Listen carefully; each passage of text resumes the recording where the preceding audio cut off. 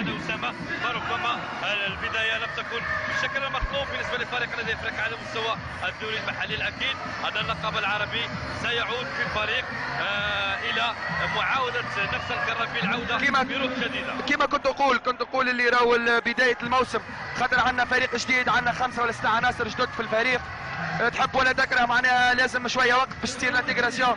الحمد لله الدوله هذه دوله البطوله العربيه معناها كانت لنا احسن تحضير باش نرجعوا لبطوله تونس، والحمد لله التحضير نتاعنا كنا ختمناه بتيتر اللي فرح الجمهور العزيز الغالي اللي جانا هوني، وان شاء الله ربي يوفقنا وفي تونس نزيدوا نخدموا اكثر، وان شاء الله تحل لنا شهاده تيترات في تونس ان شاء الله. شكرا عليك. اللاعب المتميز في صفوف فريق النادي الافريقي اسامه المغربي، وايضا تالق بصفوف فريق الكويتي اليوم.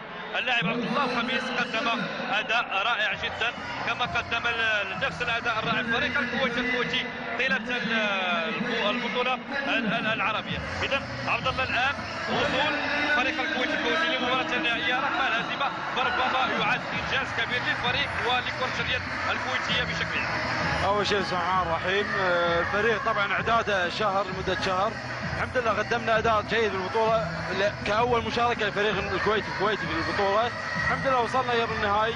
لكن الفريق الافريقي مثل ما الافريق التونسي لعب افضل، قدم مستوى افضل، يستاهل المباراه والله، والحمد لله خسر اليوم تربح ان شاء الله بعدين. بالفعل يعني خسرت المباراه في قيمه يعني في مواجهه فريق بقيمه فريق الافريقي التونسي. اعتقد انه يعني خسر بسبب تسجيل مجموعه من الاهداف او استعجال هدف سجله في مرمى فريق الافريقي التونسي اللي عنده خبره السنوات، خبره المدرسه التونسيه اللي عندها بصمه على المستوى الافريقي وعلى المستوى العالمي. اعتقد انه انجاز ربما يؤشر ربما لانطلاقه مهمه للانديه الكويتيه على المستويين العربي، ربما انتم تستعدوا ربما ايضا كاين هناك منافسه على المستوى الاسيوي.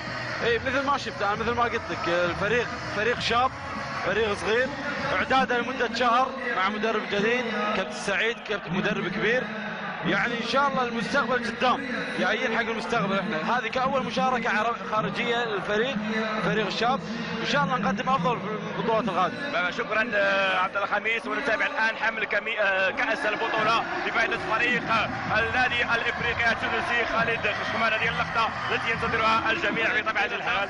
طيله ربما 10 ايام فالفريق كل الفرق تصارعت حول هذه اللحظه، حول هذا الكاس العربيه الغاليه على مستوى الانديه العربيه باستحقاق الاكيد صلاح الدين، ففريق النادي الافريقي التونسي باستحقاق